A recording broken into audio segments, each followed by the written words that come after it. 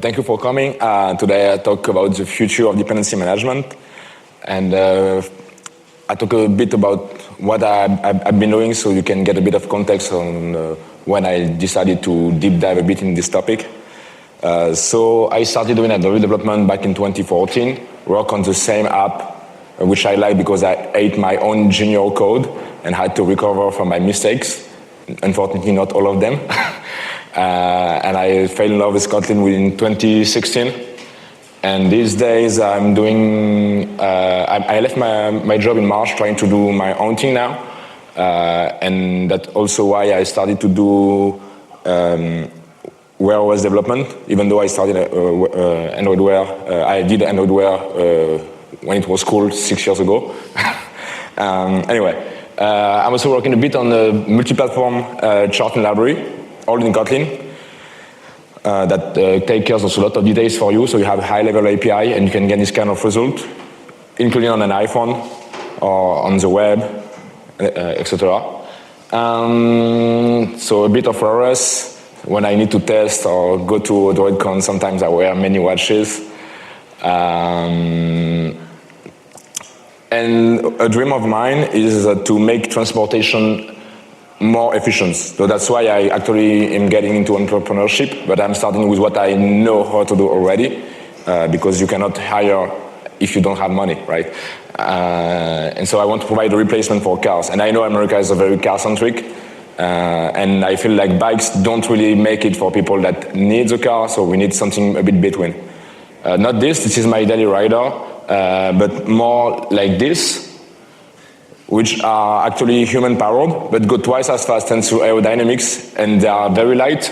The lightest ones are 20 kilos, so that's the same as the other bike that you saw that I use and go uphill with. So yeah, 25 miles per hour on average with no motor. Anyway, back to the topic. Don't use acronyms, but dependency is really mouthful, so sometimes I write it like that in the titles. So we are going to talk a bit about the common known problems in dependency management, the solutions that we have now, the solutions that hopefully we'll have tomorrow, and less unknown problems that usually don't have any solution at all, but that hopefully someday we tackle. And yeah, some ideas. So the first common problem that I see with dependency management is upgrading. So it might take some time for you to update. So your project stays for a while with outdated libraries, while hopefully your competitors are on the latest stuff. I hope that you are the competitors. So I want to look a bit about how it is to upgrade dependencies. So we'll look at some pseudocode, because I think you are better at reading code than wall of text. Like you can see, oh, there's much less code, right? Then I think you get it. So heading to IntelliJ, and I need to switch. Yeah. And presentation mode.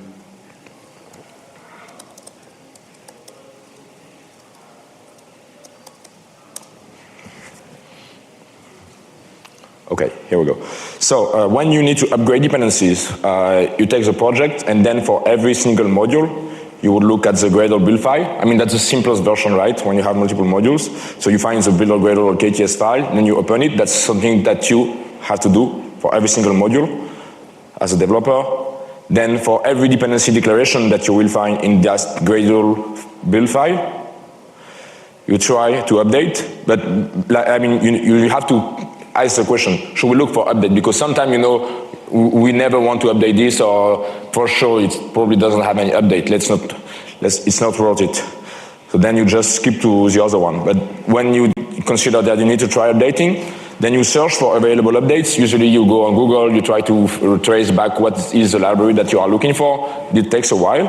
I mean, it's fast because Google is fast and you are fast as browsing, but when you multiply that by the number of dependencies multiplied by the number of modules, then it starts to become time consuming and a bit not overwhelming, but like it's not something you want to do every morning. So if there's no update, then great, you lost your time. Let's go to the next one. And if there are updates, then you try to pick a new version to use, considering the risk. Oh, so the latest is an alpha, and they say use at your own risk. Well, the stable, they also said use at your own risk for sure, but it probably means that it's double the risk. Anyway, so when you have that new version, hopefully, if you decide to upgrade this time, then you replace the new version, and so on. And then after you have done all of that, you need to address issues, if any, right? So how does it work? So you check for issues, and if there's any discovered issue, then you try to fix it. If it's not, then it's something you can return, great. And then after you fix all of the issues, you need to check again, so same function, because fixing it might bring new problems. So hopefully sometimes it ends, but sometimes you just quit. No, I'm kidding. So this is what it looks like for a simple project. So I know that there are some specific setups that make it a bit faster. You might want dependable or renovate to send a lot of pull requests your way, drowning the work of your colleagues or whatever. Anyway, let's get back to topic. And switching back to separate display. So we've seen this. So there's many manual steps. It's also a bit inconvenient to upgrade incrementally. Like if you go into Android Studio to use the thing that suggests you the update, granted that you have the version right in the build file, then it upgrades you to the latest version. So if you were on 1.0.0 alpha 11, and there's a 1.1 alpha, it won't suggest you to go to the 1.0 stable. And maybe you want to stop going on alpha for a while. So that's inconvenient to grade incrementally. You might have possible compatibility puzzles and possible regressions. This is always the case. If you use build source versions, the build source thing where you put all of the dependency notations into Kotlin code. Who is doing that here? Okay, still a bunch of people doing that. So it's great. You centralize the dependency notation. So if you have 200 modules, I don't have so many, but you do that only once, hopefully. But maybe you have 200 dependencies. So then 200 versus 200, not exactly like that, but you get it. Then you can update all the modules at once, less steps, great, but no upgrade available warning. So you lose one feature that would have been given with a lint in Android Studio. So there are some plugins that can help for that, of course. And the other thing is that unused dependency notation might accumulate. So you might spend time looking in build source, okay, is there an update for that? But actually you are not using it. Or maybe you wanted to have something for multiple projects, but not all the projects use all the dependencies, and you don't really want to make a specialized and maintain multiple versions for every single repository, so that's a bit inconvenient, I think. And also, there's an entire build invalidation. So incremental compilation and all is great, but you lose it every time you touch the build source. So like you just want to upgrade one dependency that is used maybe in one leaf module, and yet it invalidates everything because it doesn't know what could possibly change. There's no AI, right? Anyway, so there's version catalogs, which also help centralize the dependency notations without the whole build invalidation drawback. Same, less steps to update modules, but still no upgrade available warning. I think it might come because at DOICon Berlin I've seen that they are working on version catalog support in Android Studio, but right now it's not there. Still the Gradle plugin that can help. Same problem with the unused dependency that might accumulate, and also it's a poor name for what it actually is. So now it's too late because the version catalogs are stable, and I think they are, but in my opinion, it should have been dependency catalogs because when you look at what the version catalog looks nowadays, there's no catalog of any version. It's just a catalog of dependencies with just one version for every dependency. But that's just my nitpick. There's another solution. You use plus instead of the version. Who is doing that? Oh, no one's doing that. Great. So unreproducible bits, never do that. if you want to have malware, that's the easiest way to never know when you actually had malware and when you didn't in your app anyway. Supply chain attacks are real. You don't know which version you're using. Maybe you are using an alpha, who knows, who cares? You can use dependency locking, but I doubt that many engineers or developers, depending on what you prefer, look through the dependency locking thing. Who is using dependency locking here? Okay, and do you look at all the lines that you have in the dependency locking file? Please raise your hand again if it's the case. Great job. So 1 out of 2. So there's a, let's extrapolate this. No, I'm kidding. So yeah, fixes the build repository issues, but doesn't help in selecting the latest upgrade. And then there are bots. So Renovate and Dependable. I think Renovate is actually kind of sponsored by Google. So it seems like two giants competing with who is going to have the best bot. Anyway, they don't work with all the ways you can declare versions in Gradle project, at least by default. I know that with Renovate you can customize it quite well, so I've seen it used in quite complex projects, but Dependable doesn't work if you use build source thing, for example, by default. Anyway, it doesn't work locally. It relies on push commits, so it makes it harder to experiment locally, because when it's something not so stable, you might want to just try it locally on your machine. It depends on your workflow, of course. You might be I do many branches kind of person, but sometimes you are just, I do it locally. And so, yeah, and also it adds further locking to the Git platform. So if you have that bot configured on GitHub and then you want to copy that and maybe switch, it's one more thing that makes it harder for you. It pollutes 3 hours. That's the thing I dislike the most about this, is that when you look at the pull request, you want to see what is the actual thing that people are doing, what are the contributions, and you see Dependable top contributor. Oh no. Also, it wastes CI credits and energy because it tries many combinations that you never want. Like it tries maybe one alpha without upgrading another library that actually should be upgraded at the same time. Or it can try intermediate version, but like you were on vacation for 2 weeks, so you try all the versions that's been released while you were on vacation and you didn't care about that. You want the latest and greatest. Anyway, so there's another solution that also has no build cache invalidation and upgrade, centralized versions in a readable file, automated upgrades, lookup, fast release, so you don't have to go on Google to find what are the available updates. It turns out that there's some metadata along with the dependencies, and that you can leverage that. That's what is in Android Studio for the lint. But you can, it doesn't just have the latest version, it has all the versions. So it's also fewer steps, less CPU time per upgrade overall, and a few bonus features. So it's a Gradle plugin, which also means that it works locally. So you're not tied to the GitHub platform, you don't need to commit, push, whatever.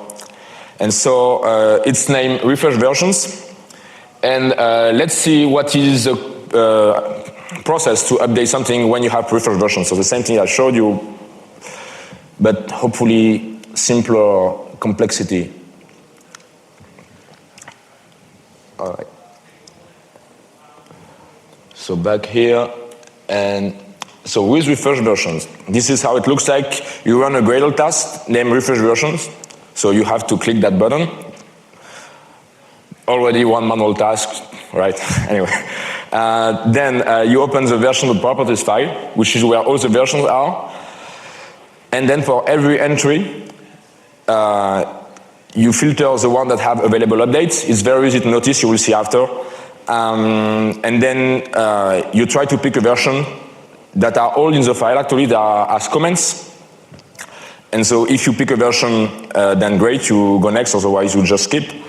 And you upgrade by deleting all the versions until the newer version. So that's it, you just do that for all the version entries. And so if you had 200 modules, but you were using only 60 dependencies overall in your project, then there's only 60 places where you need to look at. And if one dependency is unused, then you won't see it in the version of properties file. And then, of course, there's exactly the same address issues, if any, because it's just helping upgrading dependencies, right? Okay, so refresh versions also has some bonus features I told you about. So you can add NoEDX and Google libraries in seconds. Basically, you get auto-completion for that in the IDE. You can upgrade to the right versions in seconds. You can spot deprecated and move libraries if you're using what we call the built-in dependency notations. So sometimes a library has a given name and then they want to change their name. Just like people sometimes want to change their name. Many reasons to want to change your name. And so that happened, for example, I think there was Android Gaming and then it got renamed to AndroidX Games.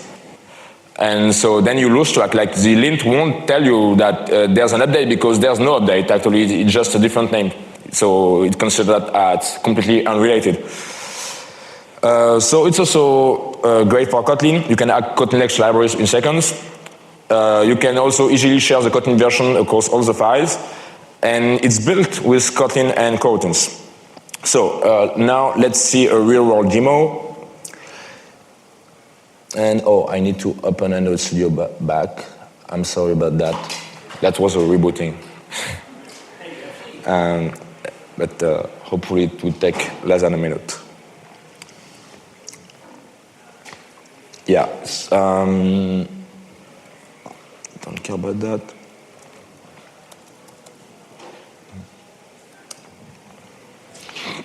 So never mind the right side, we only care about this file, which is the version properties file that I was mentioning.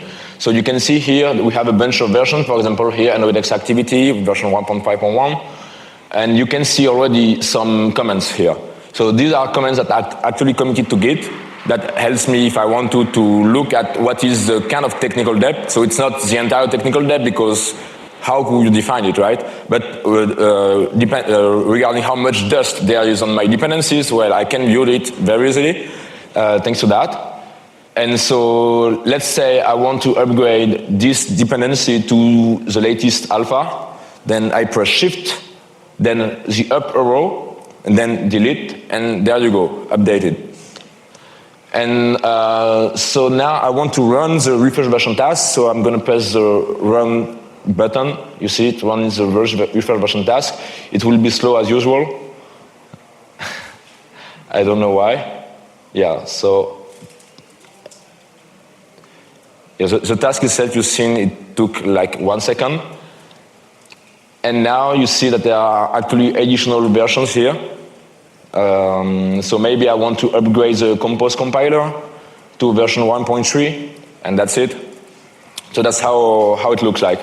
And now in the build.gradle files, let me find it. For example, for this Wear OS app, wrong side. Is there a shortcut to flip? No, switch maybe. Anyway. I'm going to exit presentation mode. I don't want to waste your time here.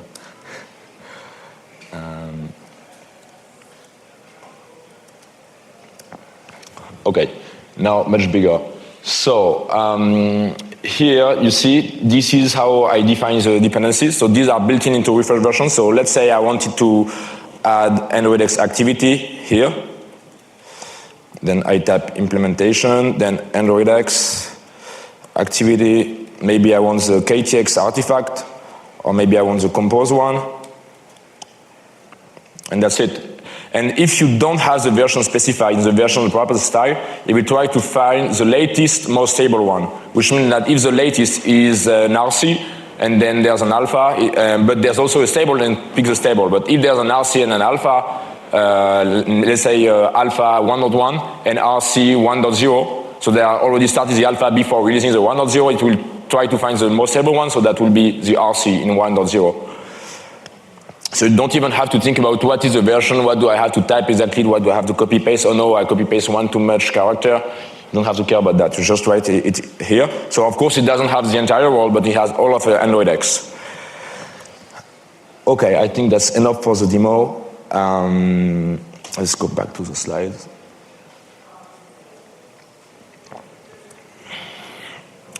So it can help you add popular dependency from the Android and Kotlin ecosystem quickly.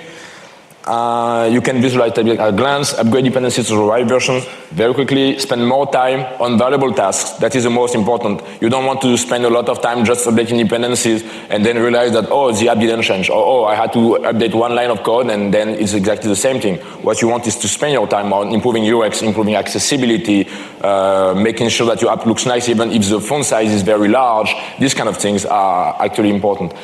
And fixes and features, of course. And you want to leave work early. Who wants to leave work early? Yeah. Great. So you can give it a try. Just search for refresh version on Google. Should be the first result. And there's also a nice website where we have a bunch of documentation for the different use cases, because we know not every project is the same. So we try to be kind of thorough. I think it will be helpful. We might move that, we'll probably move that to an organization. I don't know yet because it's not the top priority, but that's our plan for 1.0. But like we don't expect any breaking changes till 1.0. Yeah, and I want to tell a bit of a story. So this project, you see, it's not by me, it's Jean-Michel Fayard. So I'll tell you what happened. I was working on an open source library, and he found that interesting. At the same time, we didn't get in touch each other. I was looking at his project, which was not renamed refresh versions back then. And I found it interesting, and I tried it, and it didn't work on my project. And I was like, okay. And also, it seemed a bit slow for the project I was trying it on. So I was like, okay, maybe I can try to compete with this project. And then he got in touch because of the libraries that I was making. He found them interesting, and then I was like, oh, actually I wanted to, maybe we can collaborate. And so that's how the story started.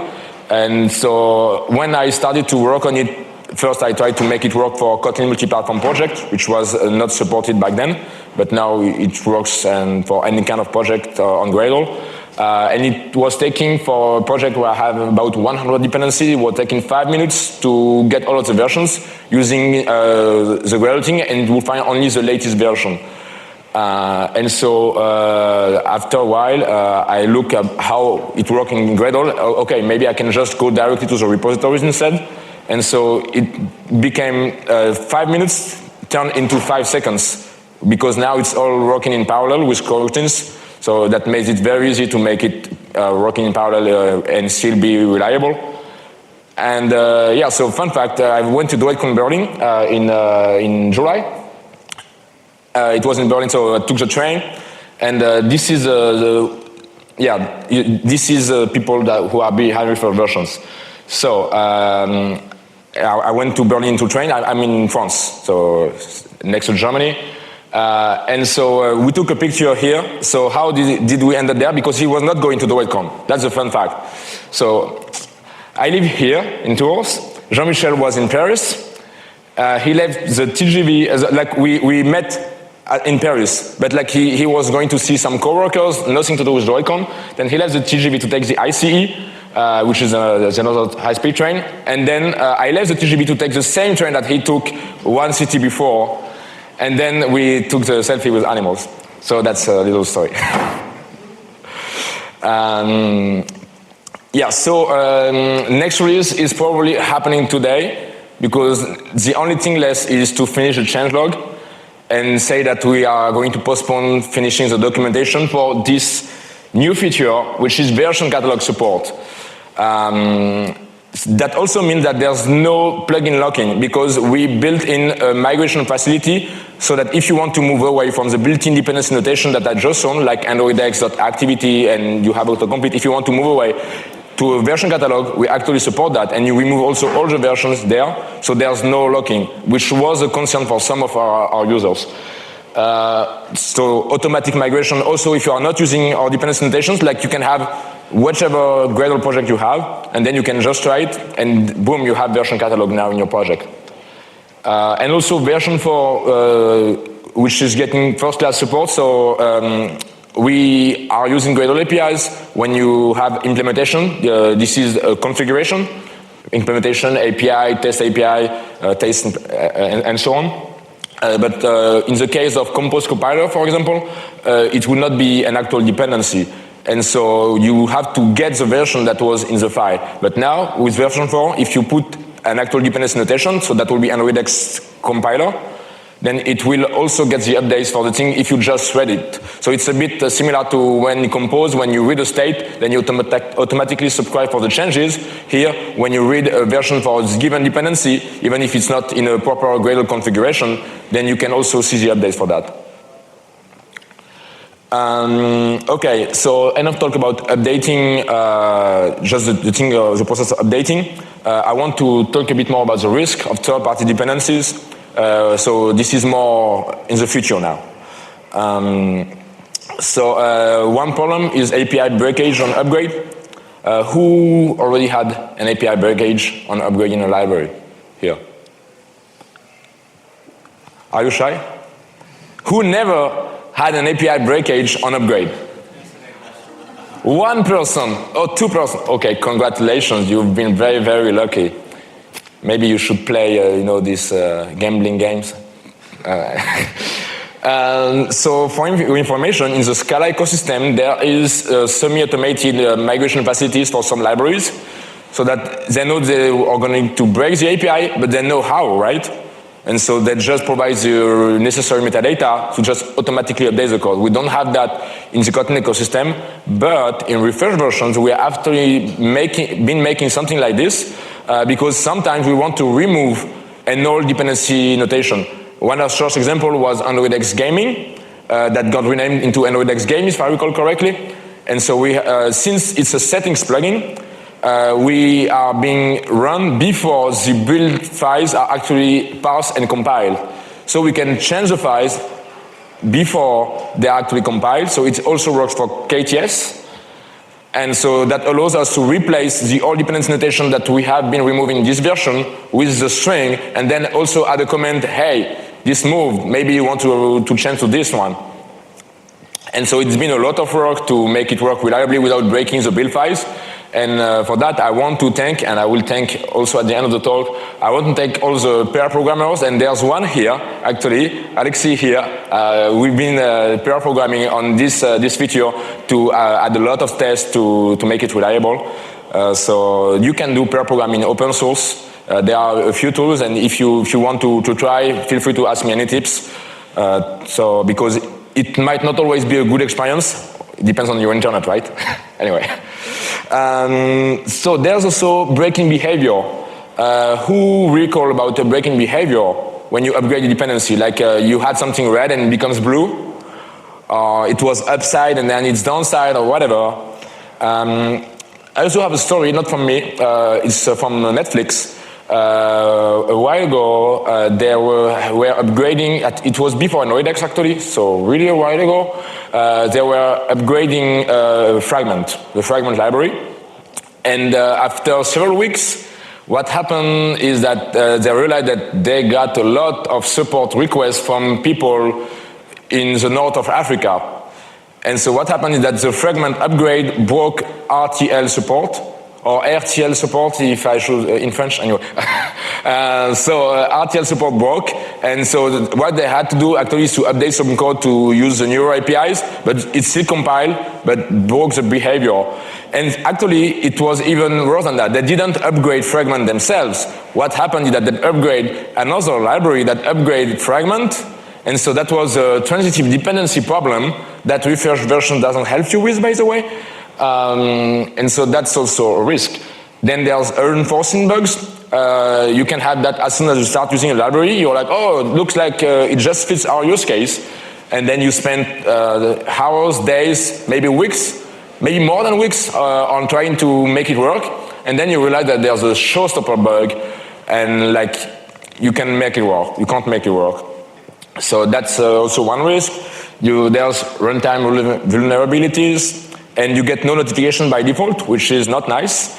And you can also get abandoned from authors. And worse is that you cannot maintain a library. Maybe it's closed source, and they never release the source code, or maybe it's just too hard for you to maintain. That's also a risk. And related to that, there's also ownership and policy changes that may also affect you, because actually you need to trust the people that work on the part that you bundle in your software. That's the thing. Libraries are part of your supply chain. If you get the bad quality part, then you get a bad quality product most likely, right? And last risk, already mentioned that, coordinate changes. So the thing was in New York, but now it's in Seattle, but they never told you that they moved to Seattle. Oh no. So I think you will think again about the Netflix thing, but there's this upgrade. It's from the Idiocracy movie. Sometimes you need double dose. So the double dose is when you upgrade one library, but you get 2 upgrades instead of 1. Transitive dependencies, that is. They can lead to potentially unexpected upgrades. And for that, there are some solutions. You can guard yourself, know when double dose is being used. And for that, there's Dependency Guard from Dropbox, which is a really nice Gradle plugin that also has some other features like preventing to use JUnit or testing libraries into your actual application. You can also configure this thing. And so maybe some people here in the manifest files are using something where you can see if there's a new permission that's been added into your app.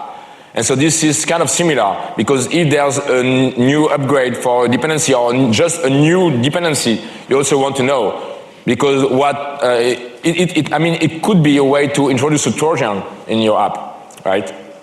So I definitely recommend you to check out this Gradle plugin. And I think I'm personally going to start using it soon. I didn't.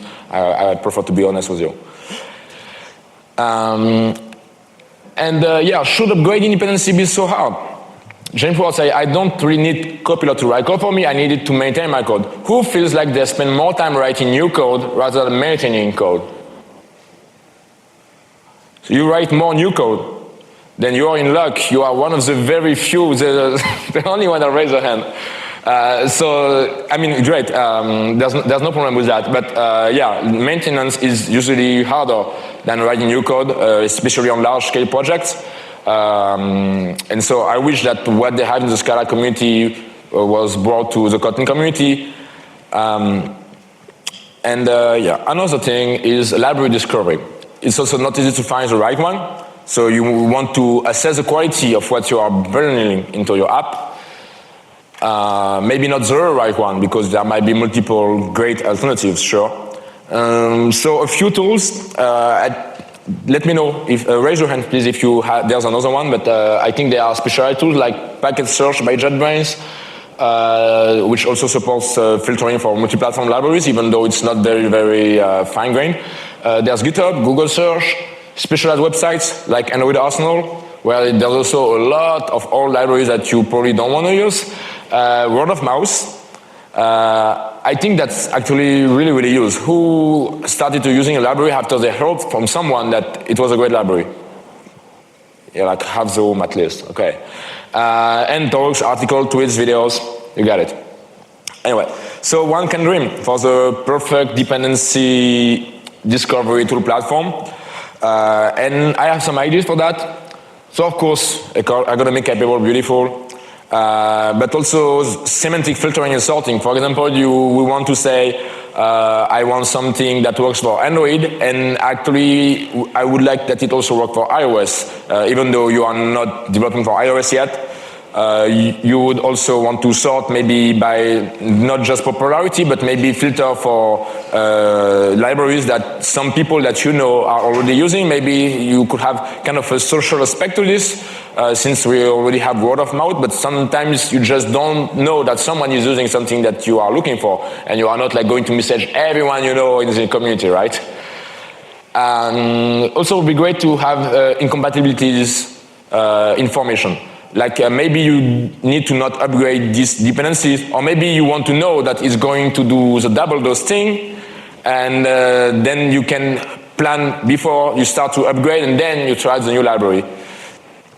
Because sometimes you don't want to upgrade as soon as there's a new version, and that's fine. Feedback is trusted users, so it could be friends, could be people in the community, in a specific company, maybe Google, I don't know, or Square, whatever. triangle, you got it. Yeah, you can insert other ideas, and for such a thing to work, we need more metadata, because in the metadata that we have these days, we have Maven metadata, which is an XML file, which basically just has the version and the dependencies. And there's the Gradle metadata, which has a bit more information. For example, that's how you can have a library that says, if you are compiling for iOS, go here. If you are compiling for the JVM or for Android or for the JS, go here, and then you can find the other thing. But there's still a lot of things that are lacking. So we will need software compatibility informations, even though it's partly available for Kotlin multi-platform. CPU arc, bytecode revision also would be great. I don't think we have that available in tools where you are looking for a library, because something, for example, requires Java 11, but maybe you are in a context where you require Java 8 and nothing newer than that, or maybe Java 18, whatever. Transitive dependencies on ABI subset, I think would be very interesting.